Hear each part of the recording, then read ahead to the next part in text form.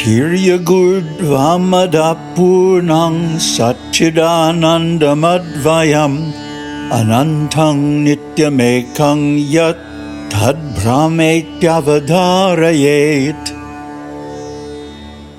Tiryak, all the quarters. Urdvang, above. Adaha, below. Purnang, fills. Satchidanandang, which is existence, knowledge, bliss, absolute.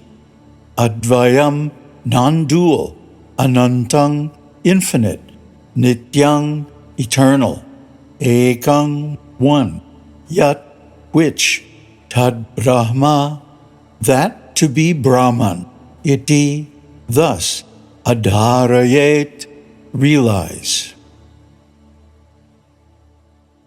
That which fills all directions above and below and all in between is absolute existence, knowledge, bliss, which is non-dual and infinite, eternal and one. Realize that to be Brahman. Namaste. So this verse is really wonderful because it points out the fact that Brahman is everywhere. And there are extensive quotes in the Upanishads especially talking about this. Here's one of them. That immortal Brahman is before, that Brahman is behind. That Brahman is to the right and left. It has gone forth below and above. Brahman alone is all this. It is the supreme. So we can understand that Brahman is everywhere, in everything, of everything, around everything, over, above, below, around, and through.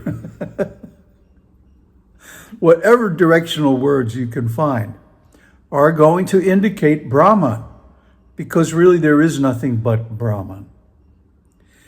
So now the point is we have to realize it. How do you do that?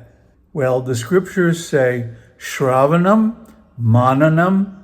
First you have to hear, not just from anybody, but from a realized being, either through the scriptures or some other medium. But the best thing is to approach a realized being and become a disciple.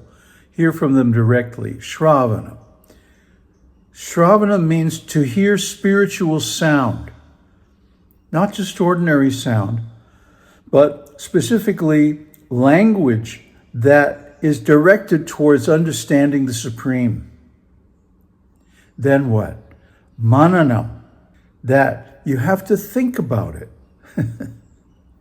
It's not that you just, hear the words and they go in one ear and out the other, but you have to retain them, duplicate them. This is an essential stage of learning anything.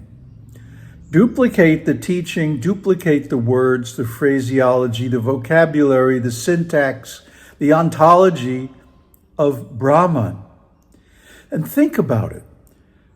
Try to model it in your own mind. And this is actually a kind of meditation, both hearing and thinking, Shravanam and Mananam. And sooner or later, you're going to say to yourself, well, I've been hearing and thinking about this Brahman for such a long time. I'm going to sit down and realize it. And this is called nididhyasanam. Asanam means to sit down, and nidid means to concentrate the mind in samadhi. That is, concentrate the mind on Brahman so thoroughly that everything else disappears. Just like when we go to sleep at night, the whole world of the senses and sense objects disappears. This is called svapna. So if we take the state of svapna and remove the ignorance, we have nididhyasana, where the mind is concentrated and the senses are not engaged. And we can stay in this state as long as possible. It's a beautiful state where everything is known, where there are no sufferings, no disturbance, no confusion. Everything is clear. That Brahman is everywhere and everything. The example is given of the clay pot. I know, you've heard it a million times. Well, this is the 1,000,001st. The pot is nothing but clay. When the clay is in the ground, it's amorphous.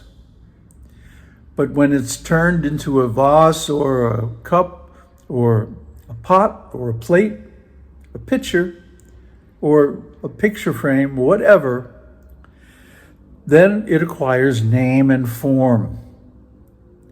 But it's still nothing but clay. And the same with gold ornaments.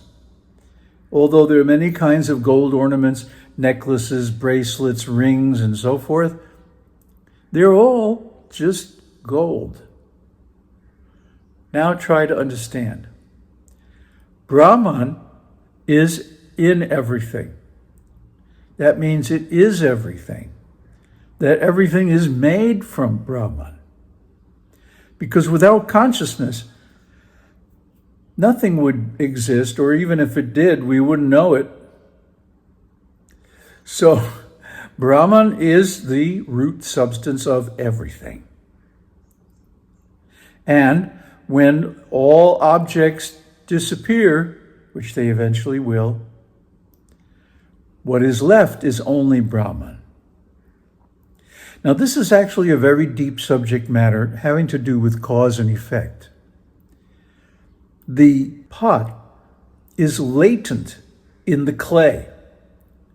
In other words, even when the clay is in the ground, there exists the possibility of making it into a pot.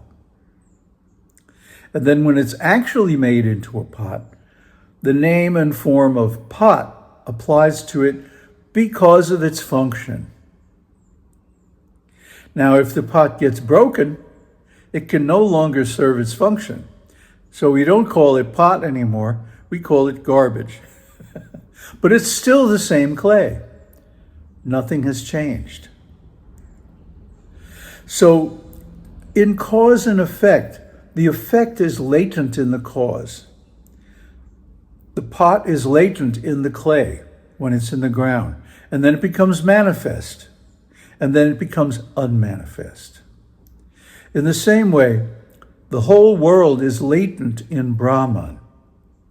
Then it manifests and it exists for some time, but then it fades away, and again, there is nothing but Brahman.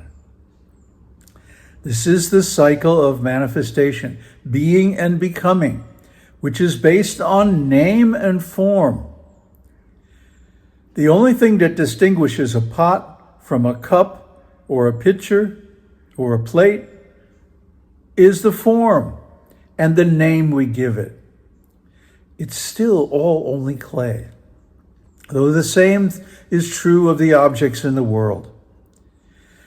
This and that seem to exist as separate individual items, and because of their forms and functions, we give them certain names. But those names are only words, yet they form the basis for discrimination between one thing and another. So this whole world is nothing but name and form. It's abstract, in other words. It's not real. It's something that we imagine. Actually, everything is Brahman.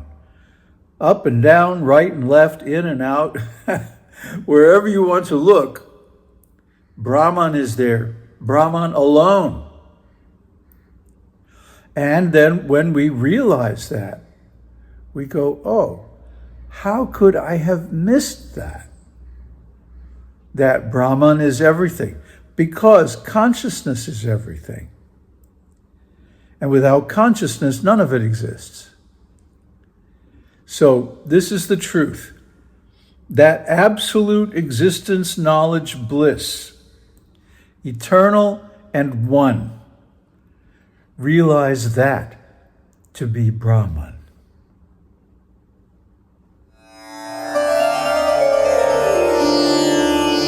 Om Sat Sat